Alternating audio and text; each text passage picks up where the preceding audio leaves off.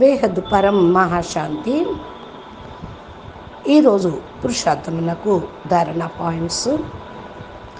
బాప్ అంటున్నారు, పిల్లలు మీరు ఏ విషయాన్ని కూడా పెద్దగా పట్టించుకోవద్దు.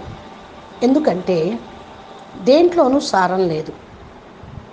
మీరు శాంత స్వరూపంలో, శాంతి స్థితిలో ప్రేమపూర్వకంగా పవిత్రత లైట్ని వ్యాపింపచేయండి. పిల్లలు ఏమైనప్పటికీ కూడా స్వయం ద్వారా, ఇతరుల ద్వారా ఏ విధమైనటువంటి టెన్షను బాహ్య ప్రపంచం నుండి వచ్చిన, మీ యొక్క మనసు బుద్ధి ద్వారా వచ్చిన వదిలిపెట్టేసేయండి. పిల్లలు బాపు ఇప్పుడు పిల్లల లోపల పరివర్తన గురించి ఎదురు చూస్తూ ఉన్నారు. ఎప్పుడైతే బాపు మీ యొక్క పరివర్తన చూస్తారో మీరు ఖుషీగా, తేలిగ్గా, light of light, light he లైట్గా ఉంటారు. రోజంతట్లో కూడా మీరు పవిత్రమైన లైట్ స్వయం లోపల ఎముడ్చుకోండి. నలువైపులా లైట్ను వ్యాపింపచేస్తూ ఉండండి. ఇదే లైట్ యొక్క అభ్యాసము మీకు జీవన్ ముక్తిని కలిగిస్తూ ఉంటుంది. అందరి లోపల కూడా జీవ జంతు ప్రకృతిలో, వాతావరణంలో కూడా పరివర్తన అనేది సతోప్రధానంగా చేస్తూ ఉంటుంది. కాబట్టి ఈ అభ్యాసం చేస్తూ ఉండండి. మీకు బాప్ ప్రతి సెకండు తోడుగా ఉంటూ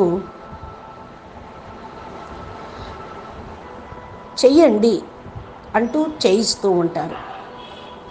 దేన్ని కూడా వద్దు అని అనరు. ఈ యొక్క అభ్యాసము చాలా అవసరం. పరివర్తన లైట్ యొక్క అభ్యాసము పైనే అన్నీ కూడా డిపెండ్ అయి ఉంటాయి. పిల్లలు పరివర్తన అయ్యే తీరుతుంది. చేసేవాళ్ళు మీరే. మీరు అటెన్షన్ పెట్టుకొని లైట్ యొక్క అభ్యాసం చేస్తూ ఉండండి. పరివర్తన ఒక్కసారిగా జరిగిపోతుంది. బాప్ అంటున్నారు, మీరు నిశ్చింతగా ఉండండి. మాస్టర్ రచయిత పిల్లలు యొక్క సంతోషమైనటువంటి వైబ్రేషన్సే ఈ ప్రపంచంలో సదా దుఃఖము సమాప్తం అయిపోతుంది. అందుకని మీరు నిశ్చింతగా ఉండండి, తేలిగ్గా ఉండండి, ఖుషీగా ఉండండి.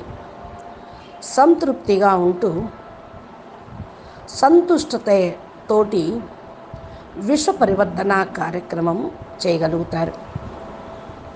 ఈ సమయంలో అన్నిటికంటే బాపు యొక్క శ్రీమతం ఇదే. శ్రీమతం అనుసారంగా పురుషార్థం చేస్తూ విశ్వ పరివర్తన కార్యక్రమానికి మీరు భాగస్వాములు కండి. అచ్చా, పరం శాంతి, నమస్తే, ధన్యవాదాలు. బేహద్కే బేహద్, పరం పరం పరం. మహాశాంతి హై, మహాశాంతి హై, మహాశాంతి హై. నమస్తే.